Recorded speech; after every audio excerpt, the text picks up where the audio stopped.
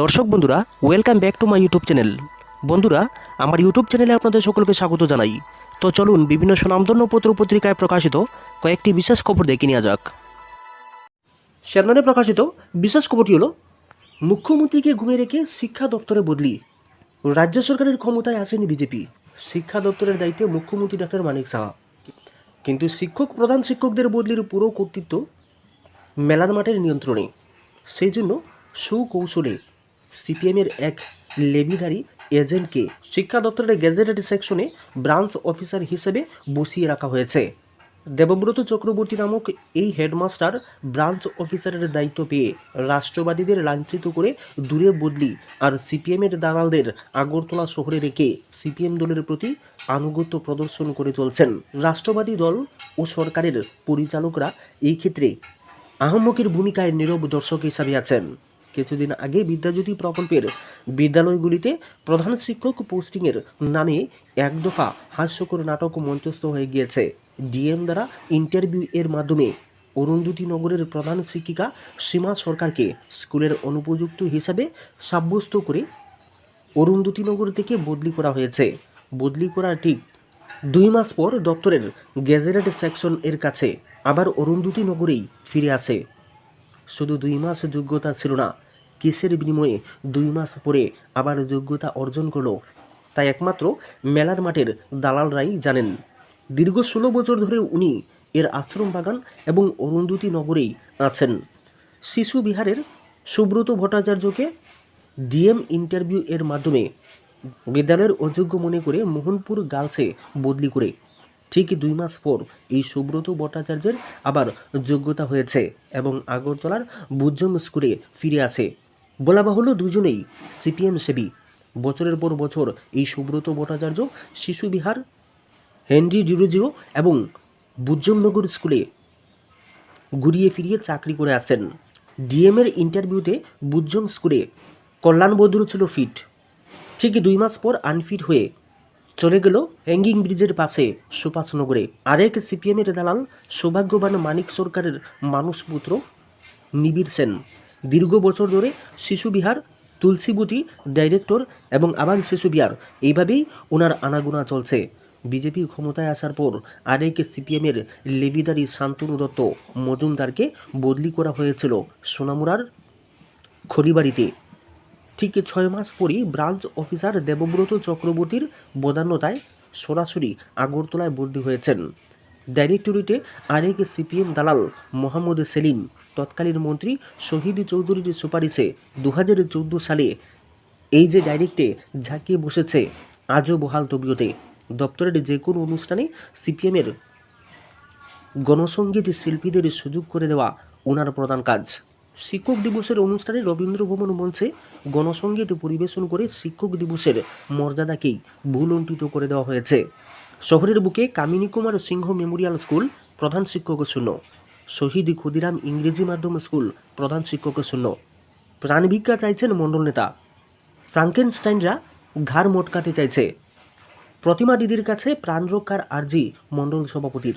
এই ঘটনায় ব্যাপক চাঞ্চল্য ছড়িয়েছে চরিলাম বিধানসভায়। আক্রান্ত মণ্ডল সভাপতি সাংবাদিকদের ক্যামেরার সামনে প্রতিমা ভৌমিককে উদ্দেশ্য করে জোর হাতে বলেছেন, মমতাময়ী মা তুমি আমাকে রক্ষা করো। কিছু কর্তাই যেখানে চরিলামে মণ্ডলের শেষ কথা, সেই জায়গায় দিনের পর দিন জিষ্ণু কর্তার উপরে ভরসা হারাচ্ছে নিজের দলের কর্মী সমর্থকেরা। জিষ্ণু কর্তার কাছে কোনো ধরনের সাহায্য না পেয়ে শেষ পর্যন্ত রাজ্যের মুখ্যমন্ত্রী ও প্রতিমা ভৌমিকের নিকটে প্রাণ রক্ষার আর্জি জানাতে বাধ্য হয়েছেন চরিলাম বিধানসভার শাসক দলের এসসি মোর্চার মণ্ডল সভাপতি রাজেশ দাস। ঘটনার বিবরণে জানা গিয়েছে, চরিলাম বিধানসভার শাসক বিজেপি দলের এসসি মোর্চার মণ্ডল সভাপতি রাজেশ দাস বাড়ি চরিলাম বিধানসভার পরিমল চৌমুহনী এলাকায়। সাংগঠনিক দায়িত্ব এসসি মোর্চার মণ্ডল সভাপতির পাশাপাশি চরিলাম ব্লকের এগ্রিড ট্রেনিং কমিটির চেয়ারম্যানের দায়িত্বেও রয়েছেন। গতকাল স্থানীয় প্রতিবেশী কর্ণজিৎ সরকার, যুধিষ্ঠির সরকার, অর্জুন সরকার এবং নকুল সরকার রাজেশ দাসের উপরে অতর্কিত হামলা চালিয়েছিল। কিংকর্তব্য বিমূঢ় হয়ে রাজেশ দাস মণ্ডল সভাপতি রাজকুমার দেবনাথকে ফোন করলে সে নাকি উল্টোপাল্টা কথা বলে বকাবকি করতে থাকেন রাজেশ দাসকে।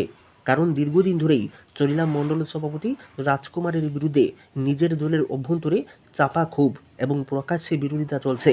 কিন্তু এত বিরোধিতা, এত ক্ষোভ বিক্ষোভ থাকার পরেও কোনো উদ্দেশ্য কারণে জিষ্ণু কর্তার আশীর্বাদে রাজকুমার রয়েছেন বহাল তবিয়তে। আর এসসি মোর্চার মণ্ডল সভাপতি রাজেশ দাস রাজকুমারের বিরোধিতায় মুখর হতেই বিপত্তি বেড়েছে। গতকালের ঘটনার পর বিশালগড় থানার দ্বারস্থ হয়ে নামদাম দিয়ে অভিযোগ করার পরেও এই মণ্ডল সভাপতির অভিযোগে পাত্তাই দিচ্ছেন না বিশালগড় থানার পুলিশ। এতে এসসি মোর্চার কার্যকর্তারা প্রচণ্ড ক্ষুব্ধ হয়েছেন। জিষ্ণু কর্তার দ্বারস্থ হয়েও কোনো সুবিচার পায়নি আক্রান্ত রাজেশ দাস। অবশেষে বাধ্য হয়ে সাংবাদিকদের ক্যামেরার সামনে রাজ্যের মুখ্যমন্ত্রী ও প্রতিমা ভূমিকে উদ্দেশ্য করে নিজের প্রাণ রক্ষার দাবি জানিয়েছেন। তিনি অভিযোগ করেছেন, কোনো এক অদৃশ্য কারণে উপরিউক্ত অভিযুক্ত চারজন এলাকায় একের পর এক তাণ্ডবলীলা চালিয়ে গেলেও সাধারণ মানুষ কিছুই করতে পারছেন না, কারণ তাদের মাথার উপরে মণ্ডল সভাপতির হাত রয়েছে। এই ঘটনায় এসসি মোর্চার কার্যকর্তারা যেমন প্রচণ্ড ক্ষুব্ধ, পাশাপাশি সাধারণ মানুষও চরিলামের মণ্ডলের এই গোষ্ঠীবাজি কার্যকলাপে, বিশেষ করে মণ্ডল সভাপতি একনায়কতন্ত্র বিরুদ্ধে প্রচণ্ড ক্ষুব্ধ। সাধারণ মানুষ বলা বলি করছেন, এই বিজেপির আমলে চরিলামে টাকা হলে সব কিছুই সম্ভব। বিরোধী দলের কর্মী এবং নেতারা যদি শাসক দলের নেতাদেরও আক্রমণ করে বিনিময়ে যদি একাংশ মণ্ডল প্রভাবশালী নেতাকে অর্থ ধরিয়ে দেওয়া হয়, তাহলে শাসক দলের নেতাকেও আক্রমণ করে সহজে হজম করা যায়। শাসক দল করেও মণ্ডলের কোনো সাহায্য তো দূরের কথা, থানা পুলিশের সাহায্য পাওয়া যায় না। এই ঘটনায় অসহায় হয়ে পড়েছেন এসসি মোর্চার মণ্ডল সভাপতি রাজেশ দাস। উপায় না দেখে শেষ পর্যন্ত শরণাপন্ন হয়েছেন প্রতিমা ভূমিকের। কর্মচারী সমন্বয় সমিতির ত্রিবার্ষিক সম্মেলন শুরু। লুণ্ঠিত অধিকার ও গণতন্ত্র পুনরুদ্ধারের লড়াই তীব্র করো, এই স্লোগানকে সামনে রেখে ত্রিপুরা কর্মচারী সমন্বয় সমিতির 14তম ত্রিবার্ষিক রাজ্য সম্মেলন অনুষ্ঠিত হয়েছে। দুদিনব্যাপী আগরতলা টাউন হলে চলবে রাজ্য সম্মেলন। ত্রিপুরা কর্মচারী সমন্বয় কমিটির 14তম ত্রিবার্ষিক রাজ্য সম্মেলন উপলক্ষে শনিবার আগরতলা টাউন হলে প্রকাশ্য সমাবেশ হয়েছে। এই প্রকাশ্য সমাবেশে বক্তা হিসেবে উপস্থিত ছিলেন অল ইন্ডিয়া স্টেট গভর্নমেন্ট ফেডারেশনের সাধারণ সম্পাদক এস.সি. কুমার। তিনি রাজ্যের এবং দেশের বর্তমান পরিস্থিতি তুলে ধরতে গিয়ে সরকারের তীব্র সমালোচনা করেছেন। তিনি বলেছেন, সরকার বিভিন্ন ক্ষেত্রে নিয়মিত চাকরি বন্ধ করে দিয়েছে। এতে করে একদিকে যেমন দপ্তরের কর্মীদের সমস্যায় পড়তে হচ্ছে, অপরদিকে বেকাররা নিরাশায় ভুগছেন। তাই নিয়মিত চাকরি প্রদান করার জন্য সরকারের উদ্দেশ্যে দাবি জানিয়েছেন। পাশাপাশি এদিন কর্মসূচি থেকে আওয়াজ তোলা হয়েছে শ্রমিক কর্মচারীদের স্বার্থ রক্ষাকারী আইনগত অধিকার, কৃষকদের উৎপাদিত ফসলের ন্যূনতম সহায়ক মূল্য লাভের অধিকার, শিক্ষক কর্মচারীদের ডিফাইন্ড বেনিফিট পেনশন সিস্টেম অনুযায়ী পেনশন পাওয়ার অধিকার, জনজাতি অংশের মানুষের বনের অধিকার, স্বাধীনভাবে মতামত প্রকাশের অধিকার, বেকারদের নিয়মিত পদে চাকরির অধিকার এবং সমকাজে সমমজুরির অধিকার, ব্যক্তিত্ব বিকাশের অধিকার প্রভৃতি। আয়োজিত সমাবেশে এদিন এছাড়াও উপস্থিত ছিলেন সংগঠনের রাজ্য কমিটির সাধারণ সম্পাদক স্বপন বল, সংগঠনের নেত্রী মহুয়া রায় সহ অন্যান্যরা। মজুরির দাবিতে পথে রেগা শ্রমিকরা। রেগার কাজ করে মজুরি না পেয়ে শ্রমিকরা সড়ক অবরোধে বসল শনিবার। অভিযোগ, আমবাসা ব্লকের অধীন জগন্নাথপুর পঞ্চায়েতের শ্রমিকরা রেগার কাজ করার পর 1.5 মাস ধরে ন্যায্য মজুরি পাচ্ছেন না। শ্রমিকরা দলে দলে একাধিকবার স্থানীয় জগন্নাথপুর পঞ্চায়েতে গিয়ে মজুরি দেওয়ার জন্য দাবি করলেও মজুরি দেওয়া হচ্ছে না। তাই বাধ্য হয়ে শনিবার সাপ্তাহিক হাটবারের দিন 1.5 মাইল এলাকায় আমবাসা গন্ডাচড়া সড়ক অবরোধে বসে শ্রমিকরা। তাদের বক্তব্য, 1.5 মাসের রেগার মজুরি দেওয়া হচ্ছে না, তাই অবরোধ করা হয়েছে। অবশেষে খবর পেয়ে ব্লক আধিকারিক মুনমুন দেববর্মা ঘটনাস্থলে গিয়ে শ্রমিকদের সাথে কথা বলেছেন এবং আশ্বাস দেওয়া হয়েছে পৌষ পার্বণের আগেই তাদের মজুরি মিটিয়ে দেওয়া হবে। শ্রমিকরা টলারেন্স নীতি নিয়ে কাজ করার জন্য পুলিশকে নির্দেশ দেওয়া হয়েছে। নেশা বিরোধী অভিযানও হচ্ছে। তাতে কি কমেছে নেশার কারবার? কমেছে কি নেশায় আসক্ত হওয়ার প্রবণতা? কই কমেনি তো, বরং বেড়েছে। এখন তো অলিতে গলিতেও বিক্রি হচ্ছে কৌটা। আর পুলিশি তদন্তে যে দুর্বলতা রয়েছে তা বলাই বাহুল্য।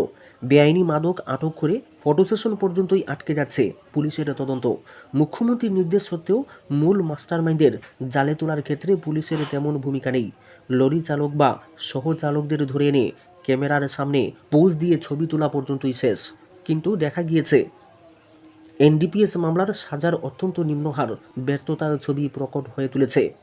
সরকারি পরিসংখ্যান বলছে গত 5 বছরে বকেয়া মামলার তুলনায় সাজা ঘোষণার হার 1%-রও অনেক নিচে।